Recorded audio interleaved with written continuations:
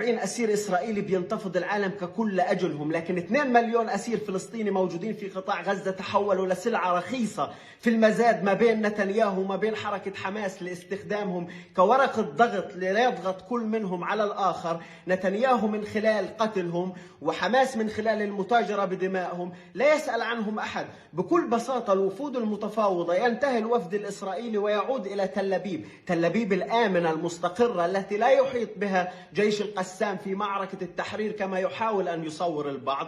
والوفد الحمساوي يعود إلى تركيا ويعود إلى قطر ويعود إلى لبنان، لا يدرك معنى آلام النزوح ولا معنى التشريد ولا معنى المجاعة. فلما يتفق؟ كل ينتظر حتى يصل إلى الأهداف المرجوة. نتنياهو من خلال تثبيت حكمه في إسرائيل، وحركة حماس من خلال تثبيت حكمها في قطاع غزة.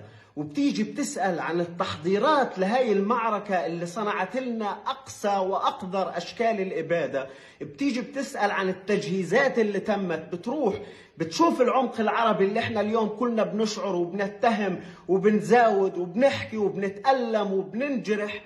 بتلاقي انه احنا اليوم قاعدين بندفع ثمن حقيقي لسياسة حركة حماس على مدار 17 سنة خسرتنا فيها العالم ككل. اليوم احنا بنتساءل كيف ممكن نقنع المواطن المصري اللي احنا عارضنا ثورته ورفعنا شعار رابعة وتدخلنا في شؤونه الداخلية وتدخلنا في دماء أبنائه ودماء جنوده بأنه يساندنا.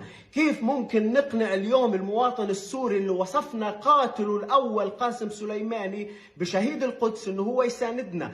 كيف ممكن نقنع المواطن السعودي اللي لما كانت بتقصف مكة كنا احنا بنكرم في الحوثي؟ كيف ممكن نقنع كل هدول الدول اليوم اللي احنا صنعنا بفعل سياسة حركة حماس فجوة حقيقية ما بيننا وبينهم؟ كيف فينا نقنع المواطن الاماراتي ولا المواطن البحريني اللي كان لما بيروح القدس بيتم استقباله بالأحذية على اعتبار انه مطبع، في حين لما كان بيجي وزير تركي ولا وزير قطري بيتم استقباله على كونه احد الفاتحين؟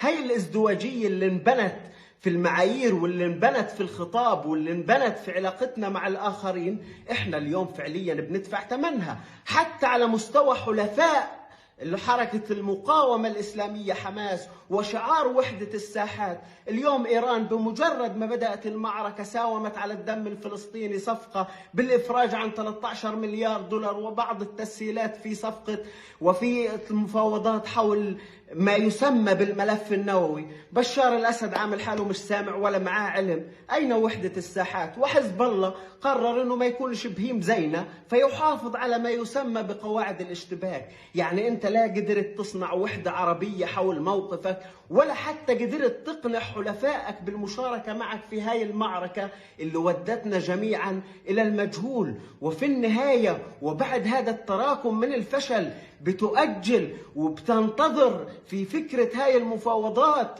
على اعتبار أنه أنت الطرف المنتصر، وتتجاهل فكرة 2 مليون إنسان اليوم معرضين لخطر التهجير. 2 مليون إنسان كل دقيقة وكل لحظة بنفقد واحد منهم لأجل تثبيت الحكم. وأنا شخصيا بتساءل مين بدك تحكم؟ هل ستحكم الركام اللي موجود في قطاع غزة؟ هل ستحكم المواطنين والبشر اللي تحولوا لأشباح بفعل حرب استمرت لأكثر من 5 شهور من أسفل وأقدر احتلال في التاريخ بسبب ذريعة غبائك؟ أنا بتساءل اليوم بشكل حقيقي هاي المفاوضات وهذا الاسترخاء اللي بتمارسه حركة حماس ونحن لن نقبل ولن نقبل. لن تقبل بماذا؟ يعني إحنا اليوم حتى صار عنا شغف إنه نعرف شو هي الشروط فعليا. اليوم معركة أنت بتصورها إنه هي لتحرير القدس ومعركة لها علاقة بتحرير فلسطين وأنت الطرف المنتصر فيها، أقصى شروطك العودة لما قبلها. يعني أنت بتطلب فكرة انسحاب الجيش الإسرائيلي ما كانش موجود في غزة، تطلب فكرة إعادة الإعمار ما كانتش مدمرة، وبيجي واحد بيقول لك وهناك من يهتف لفلسطين التي أعيدت إلى الصدارة. بالله عن جد كل هذا الدم وكل هذا النزيف علشان واحد في كاليفورنيا ولا في لندن يهتف لنا؟ كل هاي الدماء اليوم أصبحت رخيصة إلى هذا الحد. طب أنت فيك تتساءل، فيك تعمل استفتاء داخل قطاع غزة، هل يريدك الغزيين فعليا في حكمهم ما بعد معركة 7 أكتوبر؟ فيك تمتلك الجرأة لتنفيذ هذا الأمر؟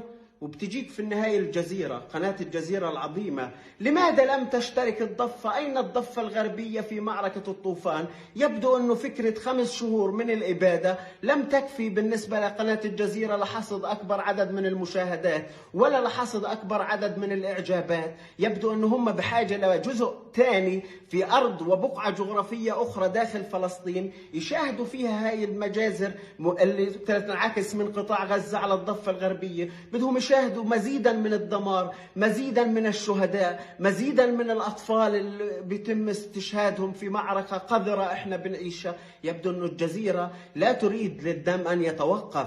يبدو أنه الدوير الهندي تبعهم لا يريد أن يتوقف عن العمل، يريد الاستمرار في التحليل. يبدو أنه قطر اللي أنا بتفهم أنه هي كدولة صغيرة، دولة صغيرة يعني بتكتسب دورها الوظيفي من خلال استيلائها على القرار الفلسطيني، من خلال استيلائها على الدم الفلسطيني. يبدو أنه هذا الدور الوظيفي ما بيستمر إلا بمزيد من الدم.